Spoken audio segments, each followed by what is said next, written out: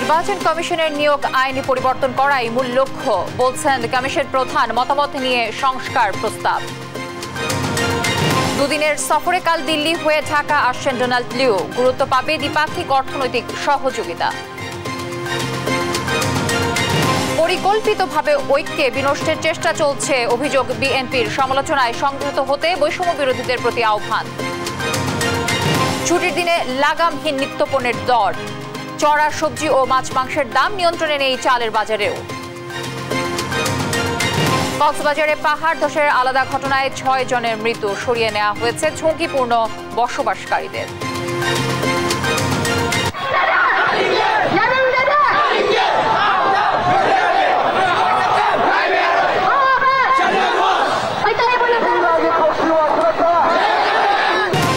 ছাত্র জনতার আন্দোলনে উত্তাল মণিপুর। কেন্দ্রীয় সরকারের বিরুদ্ধে রাজ্যে প্রক্সি যুদ্ধের অভিযোগ।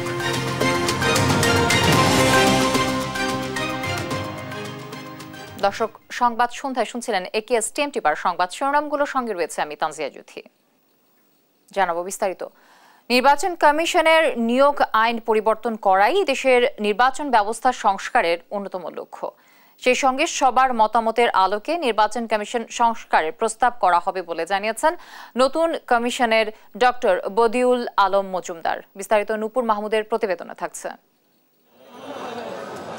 ছাত্র জনতার গণ অভ্যুত্থানের পর দায়িত্ব নেওয়া অন্তর্বর্তী সরকারের মূল লক্ষ্য রাষ্ট্রের বিভিন্ন প্রতিষ্ঠানে সংস্কার আনা। এরই ধারাবাহিকতায় সম্প্রতি জাতির উদ্দেশ্যে দেয়া ভাষণে ৬টি সাংবিধানিক প্রতিষ্ঠান সংস্কারের কমিশন গঠনের কথা জানান প্রধান উপদেষ্টা ডক্টর মোহাম্মদ ইউনূস, যার মধ্যে অন্যতম নির্বাচন ব্যবস্থা সংস্কার কমিশনের প্রধান হিসেবে ডক্টর বদিউল আলম মজুমদারের নাম ঘোষণা করা হয়।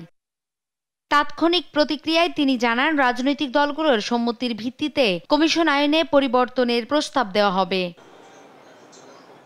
রাজনৈতিক দলগুলোর চিন্তা চেতনায় পরিবর্তন আনা না গেলে কোনো সংস্কার কার্যকর হবে না বলেও মনে করেন তিনি। নির্বাচন কমিশন নিয়োগ আইন যেটা আছে সেটা যে সন্তোষজনক নয়, সেটা ত্রুটিপূর্ণ।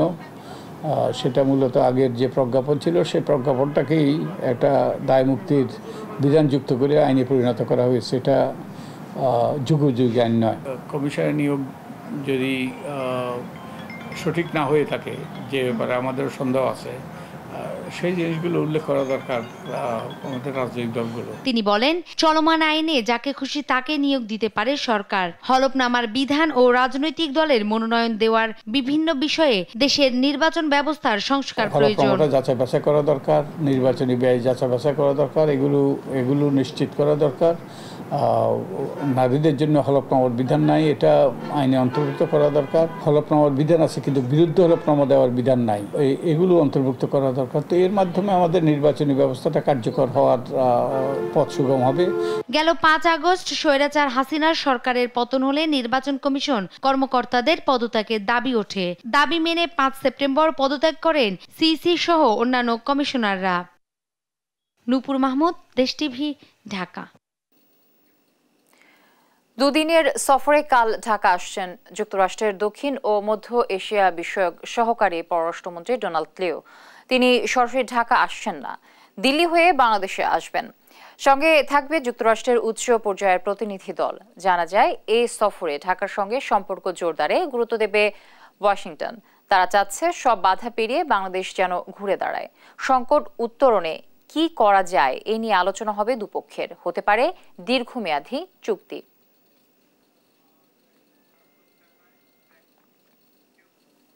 সুপরিকল্পিতভাবে ঐক্য বিনষ্টের ষড়যন্ত্র চলছে, রুখে দিতে দেশবাসীর প্রতি আহ্বান জানিয়েছেন বিএনপি মহাসচিব মির্জা ফখরুল ইসলাম আলমগীর। জাতীয় প্রেস ক্লাবে বিশিষ্ট সাংবাদিক মুশফিকুল ফজল আনসারীর বাংলাদেশে প্রত্যাবর্তন উপলক্ষে সংবর্ধনায় অংশ নিয়ে একথা বলেন তিনি। এদিকে রাজনৈতিক নেতৃত্বের সমালোচনায় সংযত হতে বৈষম্য বিরোধীদের প্রতি আহ্বান জানান দলটির স্থায়ী কমিটির সদস্য সেলিমা রহমান। সাইফুর রিপন ও নিয়াজ মোর্শেদকে সঙ্গে নিয়ে বিস্তারিত জানাচ্ছেন কায়েস রাহাত। বিশিষ্ট সাংবাদিক মুশফিকুল ফজল আনসারীর বাংলাদেশে প্রত্যাবর্তন উপলক্ষে জাতীয় প্রেস ক্লাবে সংবর্ধনার আয়োজন করে বিভিন্ন সাংবাদিক সংগঠন। প্রায় 10 বছর পর দেশে ফেরায় তাকে ফুলেল শুভেচ্ছা জানান সাংবাদিক সহ বিভিন্ন রাজনৈতিক দলের নেতাকর্মীরা। সংবর্ধনায় অংশ নিয়ে ছাত্র জনতার বিপ্লবের মধ্য দিয়ে যে বিজয় অর্জিত হয়েছে তা ধরে রাখতে দেশবাসীর প্রতি আহ্বান জানান বিএনপি মহাসচিব মির্জা ফখরুল ইসলাম আলমগীর। ছাত্র জনতার যে একটা অভূতপূর্ব গণ অভ্যুত্থান, সেই গণ অভ্যুত্থানের মধ্য দিয়ে কিন্তু এই বিজয় তখনই আপনার সুসংগত হবে যদি আমরা এটাকে ধরে রাখতে পারি। এদিকে আগামী 15 সেপ্টেম্বর বিশ্ব গণতন্ত্র দিবসে সমাবেশ সফল করতে নয়াপল্টনের কেন্দ্রীয় কার্যালয়ে যৌথ সভা করে বিএনপি, যেখানে ঢাকা বিভাগের বিভিন্ন ইউনিটের শীর্ষ নেতারা অংশ নেন। আগামী 15 সেপ্টেম্বর জাতিসংঘ ঘোষিত আন্তর্জাতিক গণতন্ত্র দিবস এবং এই গণতন্ত্রের সাথে বিএনপি ওতপ্রোতভাবে জড়িত। জাতীয় প্রেস ক্লাবে আলাদা এক আলোচনা সভায় রাজনৈতিক নেতৃত্ব নিয়ে সমালোচনার ক্ষেত্রে বৈষম্য বিরোধী ছাত্র আন্দোলনের নেতাদের আরো সংযত হবার আহ্বান জানান বিএনপির স্থায়ী কমিটির সদস্য বেগম সেলিমা রহমান। আমরা যা বলি তারেক রহমান তাই বলেন, কি ভয়ানক কথা। আজকে যদি আপনারা ঐক্যবদ্ধ না থাকতে পারেন তাহলে আপনারা এই কথা কি করে বলেন? আমরা তো আপনাদেরকে অসম্মান করছি না, আপনারা আমাদের নবীন প্রজন্ম, আপনারাই তো দেশটাকে গড়ে তুলবেন, আপনারা বুকে রক্ত দিয়েছেন, কিন্তু আমরা তো আপনাদের পিছে থেকে আপনাদেরকে সহায়তা করেছি। আমরা বলেছিলাম এখনো যেমন আমরা সহায়তা করছি আমাদের বর্তমান অন্তর্বর্তী সরকারের। পরিচয় নিশ্চিত না হয়ে দলের নতুন সদস্যের অন্তর্ভুক্তিতে সাবধানতা অবলম্বনের তাগিদ দেন সেলিমা রহমান। নতুন এখন কোনো কাউকে দলে ঢুকাবেন না। কায়েস রাহাত, দেশ টিভি, ঢাকা। গেল 5 অগস্ট ঢাকার আশুলিয়ায় হত্যার পর মৃতদেহ আগুনে পুড়িয়ে দেওয়ার ঘটনায় ইন্সপেক্টর আরাফাতকে গ্রেফতার করেছে র্যাব। বৃহস্পতিবার রাতে রাজধানী আফতাবনগর থেকে আরাফাতকে গ্রেফতার করা হয়েছে বলে নিশ্চিত করেছে র্যাব। ভাইরাল হওয়া এক ভিডিওতে দেখা যায় দুজন পুলিশ সদস্যের একজন হাত ও একজন পা ধরে ভ্যানে একটি লাশ নিক্ষেপ করছেন। এর আগেই ভ্যানের লাশের স্তূপ করে কাপড় দিয়ে ঢেকে দেন তারা। সর্বশেষ লাশটি তুলে একটি ব্যানার দিয়ে ঢেকে দেওয়া হয়। শেষে পুলিশ সদস্যদের উপস্থিতি দেখা মেলে। ভারতীয় হাই কমিশনের সামনের রাস্তার নামকরণ ফেলানি সড়ক করা নিয়ে পুলিশ ও পিপলস অ্যাক্টিভিস্ট কোয়ালিশন প্যাকের কর্মীদের হাতাহাতির ঘটনা ঘটেছে। সীমান্ত হত্যার বিচারের প্রতিবাদ স্বরূপ সড়কটির এ নামকরণ চান পটাকের কর্মীরা, আর প্রশাসনের অনুমতির সুযোগ নেই দাবি পুলিশের। অবশ্য বাকবিতণ্ডার এক পর্যায়ে সড়কের মোড়ে নাম ফলক স্থাপন করে চলে যান পিপলস অ্যাক্টিভিস্ট কোয়ালিশনের কর্মীরা। বিস্তারিত জান্নাতুল মোহনার প্রতিবেদনে থাকছে। বেলা 4:30টায় ভারতীয় হাই কমিশনের সামনের রাস্তা, যা বাঁশতলা সড়ক নামে পরিচিত, সেখানে জড়ো হন পিপলস অ্যাক্টিভিস্ট কোয়ালিশনের কর্মীরা।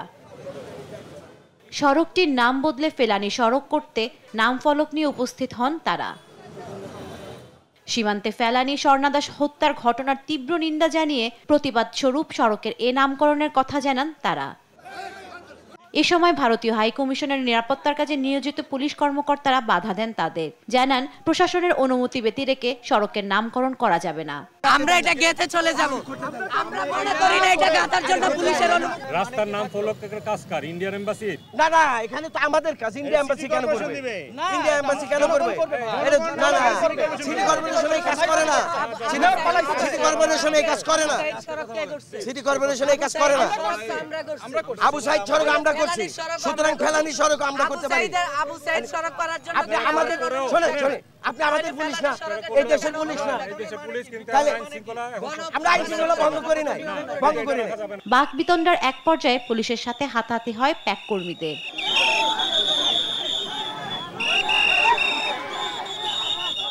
পরিস্থিতি সামাল দিতে সেনাবাহিনীর কর্মকর্তারাও উপস্থিত হন সেখানে। এরিয়া এক ফাঁকে সড়কের মোড়ে নাম ফলক স্থাপন করে দোয়া মোনাজাত পড়ে সেখান থেকে চলে যান প্যাক কর্মীরা। ভারতীয় হাই কমিশনের সামনে সড়কের ফেলানি সড়ক নামকরণ নিয়ে কোনো সিদ্ধান্ত জানায়নি প্রশাসন। জান্নাতুল মোহনা, দেশ টিভি, ঢাকা। নিত্যপণ্যের বাজার আবারও ঊর্ধ্বমুখী। ব্রয়লার মুরগির দাম বেড়েছে 5 থেকে 10 টাকা। আমদানির পরও কমেনি ডিমের দাম। ইলিশের দামও বেশ চড়া, কেজি প্রতি বেড়েছে 100 টাকা। এতে অস্বস্তি প্রকাশ করছেন ক্রেতা সাধারণরা। আয় ব্যয়ের ভারসাম্য করতে গিয়ে রীতিমতো হিমশিম খাচ্ছেন ভোক্তারা। বিস্তারিত ইফতেখার রেজার রিপোর্টে। এখনো স্বস্তি ফিরেনি বাজারে। রাজধানীর কারওয়ান বাজারে ব্রয়লার মুরগি কেজি প্রতি 5 টাকা বেড়ে বিক্রি হচ্ছে 175 টাকায়, আর সোনালিকা মুরগি 10 টাকা বেড়ে 250 টাকা। সাদা ও লাল ডিমের ডজন 150 ও 155 টাকা। আমাদের জন্য তো বেশি হচ্ছে, আমরা তো মনে করেন সীমিতভাবে চলতে হয়। ওষুধের দাম এগুলো যদি নিয়ন্ত্রণে থাকে তাহলে বাড়ার কোনো লক্ষণ না, কমার লক্ষণ আছে। কিছুদিন আগে 150 করে কিনে গেছি, হ্যাঁ, এখন আজকে এসে দিকে আরো 5 টাকা বেড়ে গেছে। এদিকে বাড়তি দামে বিক্রি হচ্ছে প্রায় সব ধরনের চাল। 28 চালের দাম কেজি প্রতি কমেছে 1 টাকা, বিক্রি হচ্ছে 56 থেকে 57 টাকায়। খাসির মাংস আগের দামে থাকলেও গরুর মাংসের চাহিদা কম থাকায় বিক্রি হচ্ছে 720 থেকে 730 টাকায়। সবার একটা এক্সপেকটেশন আছে যে বাজার মূল্য একটু কমবে, সেই দিকটা আসলে এখনো নজরদারি হচ্ছে কিনা জানি না। 28 চালের দামটা কেজি প্রতি 1 টাকা কমছে। 28 চালটা চলতে আছে এখনো পরে আমরা হলো 56-57 টাকা। কাস্টমার নাই, এই কারণে আমরা মনে করেন এটা তো কাঁচামাল, এই কারণে 10-20 টাকা কমে ছেড়ে দিচ্ছি। বেড়েছে ইলিশের দামও, আর গলদা ও বাগদা চিংড়ির বাজারও ঊর্ধ্বমুখী। চিনি, সয়াবিন, আটা ও মসুর ডাল আগের দামে থাকলেও কেজি প্রতি 5 থেকে 10 টাকা বেড়েছে মুগ ডালের দাম। সিন্ডিকেটটা হয়তো বা উঠে গেলে মাছের বাজার একটু কমে আসবে, কিন্তু এখনো তো মাছের বাজার ওই তুলনামূলক হারে কমে নাই। চিংড়ি মনে করেন ওই যে ওইটা বেশি খেতে সপ্তাহে 650 টাকা কেজি, আজকে 800 টাকা কেজি। একটু দামটা কমালে আমাদের জন্য ভালো হয়, আমরা নিম্ন আয়ের মানুষ। চালের দাম তো মানে বলার বাহিরে। ডাল বা আপনার ময় মশলার দাম সব আগের বাজারে তাদের এখনই সমন্বয় আছে, শুধু মুগ ডালের বাজারটা একটু বৃদ্ধি পেয়েছে, বিশেষ করে চিকন মুগ, মোটা মুগ, এটাতে পাই কেজি 5 থেকে 10 টাকা বৃদ্ধি। সবজি বাজারে গিয়ে দেখা যায় কিছুটা স্বস্তি ফিরেছে। পেঁপে 30, পটল ও ঢেঁড়স 40 টাকা। এইটা তদারকি আসলে যদি সুষ্ঠুভাবে করে তাহলে মনে হয় একটু কমার দিকে থাকবে। দুন্দুল, ঝিঙ্গা, চিচিঙ্গা এগুলো হলো আমরা 50 থেকে 60 টাকা কেজি, ভেন্ডি 40 থেকে 50 টাকা কেজি।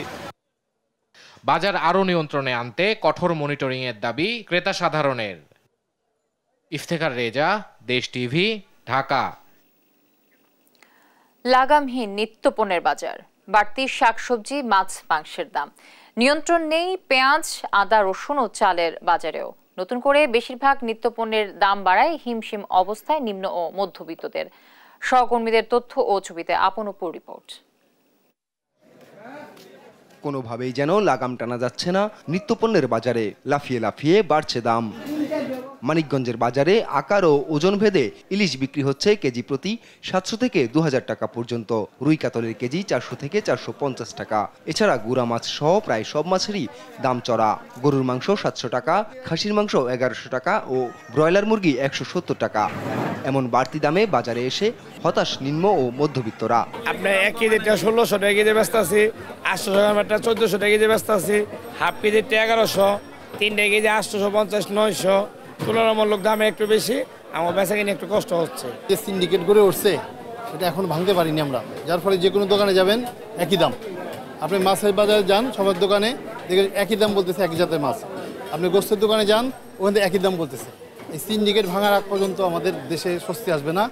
অন্য জেলার মতো পঞ্চগড়েও অস্থির চালের বাজার। 20 দিনের ব্যবধানে মোটা চালে 6 টাকা বেড়ে বিক্রি হচ্ছে 56 থেকে 58 টাকায়। ক্রেতারা বলছেন শিগগিরই বাজার নিয়ন্ত্রণে না এলে নিম্নবিত্তের ভোগান্তি আরও বাড়বে। ভোলায় সপ্তাহ ব্যবধানে বেড়েছে আদা, গাজর, পেঁয়াজ ও রসুনের দাম। 100 টাকার পেঁয়াজ 110 টাকা, 240 টাকার আদা বিক্রি হচ্ছে 280 টাকায়, আর রসুন বিক্রি হচ্ছে 240 টাকায়। ক্রেতাদের দাবি সিন্ডিকেট ভেঙে নিয়ন্ত্রণে আনা হোক দাম। তরকারির দাম বাড়তি, অহন কোনো কমতি নাই।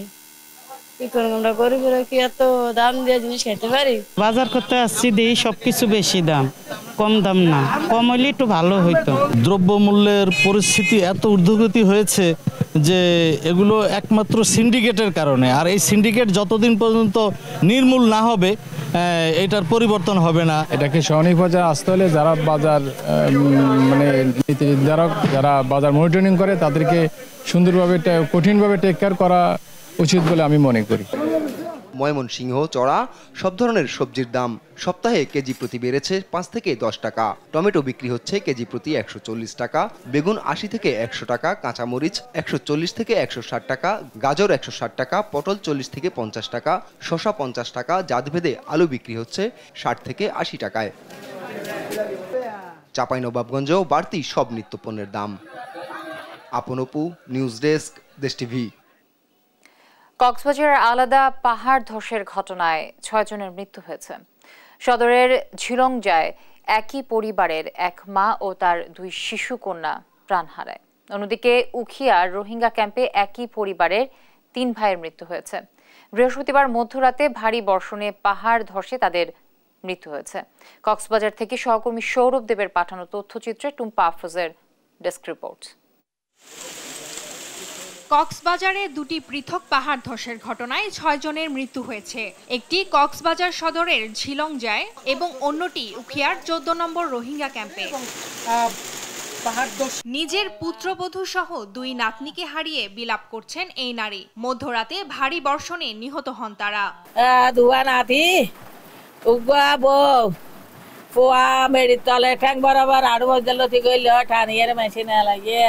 নিহতরা হলেন দক্ষিণ ডিককুলের মিজানুর রহমানের স্ত্রী আখিমণি ও তার 2 শিশু কন্যা মিহা জান্নাত নাইমা ও লতিফা ইসলাম। স্থানীয়রা জানান, বৃহস্পতিবার বিকেল থেকে শুরু হওয়া টানা বৃষ্টিতে রাত 3টার দিকে মিজানের বাড়ির উপর পাহাড় ধসে পড়ে। বিকট শব্দ শুনতে পেয়ে স্থানীয়রা সেখানে গিয়ে দেখেন মিজানের পরিবার মাটি চাপা পড়েছে। তাৎক্ষণিকভাবে মিজানকে জীবিত উদ্ধার করা গেলেও তার স্ত্রী ও 2 শিশু মেয়ের মরদেহ উদ্ধার করা হয়। আমরা একটা আওয়াজ শুনতে পাই, তখন আমরা ঘুমন্ত ছিলাম। এলাকার মানুষ যখন চেঁচামেচি করে তখন আমরা ছুটে আসি। মিজানের ওয়াইফ এবং ওর 2টা বাচ্চা নিয়ে ওরা মাটির নিচে চাপা পড়ছিল। আর ভাই মিজান আর মত ভাই ইটার আর ঠানির উদ্ধার করছি, বাকি 3 পাহাড়ের ভিতর থাকি মেডির নিচে থাকি। এদিকে শুক্রবার সকালে উখিয়ার 14 নম্বর হাকিমপাড়া রোহিঙ্গা ক্যাম্পে পাহাড় ধসে 3টি ঘর বিধ্বস্ত হয়েছে। এতে একই পরিবারের 3 জন নিহত হয়েছেন। নিহতরা হলেন 14 নম্বর রোহিঙ্গা ক্যাম্পের 2 ব্লকের কবির আহমেদের ছেলে আব্দুর রহিম, আব্দুল হাফেজ ও আব্দুল ওয়াহেদ। আবহাওয়া অফিস জানিয়েছে, শুক্রবার সকাল 9টা পর্যন্ত 24 ঘন্টায় 401 মিলিমিটার বৃষ্টিপাত রেকর্ড করা হয়েছে। নিউজ ডেস্ক, দেশ টিভি।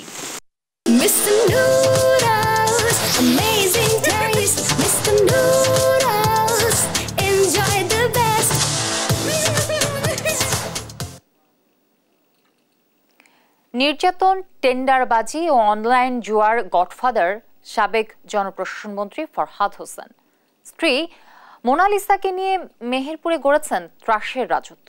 কলেজ শিক্ষক থেকে আওয়ামী লীগের প্রভাবশালী এই মন্ত্রী রাতারাতি হয়েছেন আঙুল ফুলে কলা গাছ। আর তার স্ত্রী মোনালিসা স্বামীর প্রভাবে নির্বিঘ্নে চালিয়েছে অনলাইন জুয়ার সাম্রাজ্য। মিলেমিশে কামিয়েছেন হাজার কোটি টাকা। দর্শক, বাকিটা জানবো আমরা নাহিদ হাসান তিতাসের রিপোর্ট থেকে। 2014 সালে মেহেরপুর 1 আসনে স্বৈরাচার শেখ হাসিনা সরকারের এমপি নির্বাচিত হন কলেজ শিক্ষক ফরহাদ হোসেন। এরপর হন জনপ্রশাসন মন্ত্রণালয়ের প্রতিমন্ত্রী, পরে হন পূর্ণাঙ্গ মন্ত্রী। তখন থেকে তাকে আর পেছনে তাকাতে হয়নি।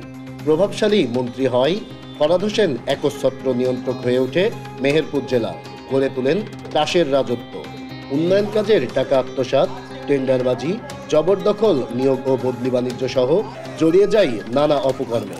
প্রতিপক্ষ দমনের নামে প্রশাসনকে ব্যবহার করে সাধারণ মানুষের উপর চালিয়েছেন অমানবিক নির্যাতন।